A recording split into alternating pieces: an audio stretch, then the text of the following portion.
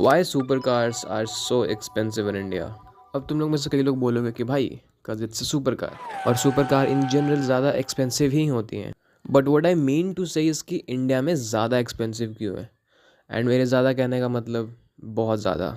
तो अब एक प्राइस कंपैरिजन ही कर लेते सीधा। And for example let's take a super car like McLaren 750S, और प्राइस कंपैरिजन कर लेते हैं यूएसए से। सो 750S price in USA is $324,000 which is 2.78 crore INR, और इंडिया में 750S का प्राइस होता है 5.91 करोड़। एक और एग्जांपल लेते हैं like M2। So M2 cost $65,000 in USA, और इंडिया में M2 will cost you 1.10 crore on road.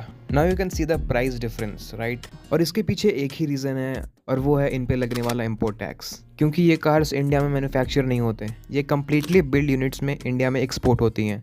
And फिर इन पे लगते हैं इम्पोर्ट ड्यूटीज़, जो 70% से शुरू होकर 125% तक जाते हैं। हमारे यहाँ ऐसा ही होता है।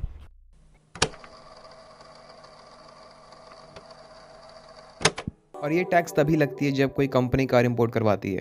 लेकिन अगर कोई इंडिविजुअल सोचता है कि वो कोई कार इंपोर्ट करवाए, तो सबसे पहले तो उसका लगेगा लॉ।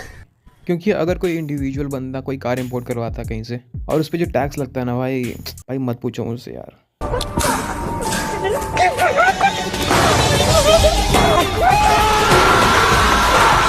छोड़ो एंड इसीलिए तो इंडिया में कोई हाइपर कार नहीं है ब्रो।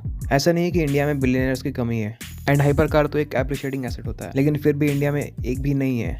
क्योंकि जितना ज़्यादा उसका प्राइस बढ़ेगा इन फ्यूचर, उससे ज़्यादा तो तुम टैक्स पे कर चुके होगे, और इसीलिए इंडिया में हाइपर कार कोई एप्रिशिएटिंग एसेट नहीं है।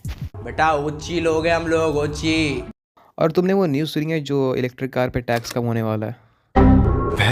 और इसके पीछे एक ही बंदा है भाई।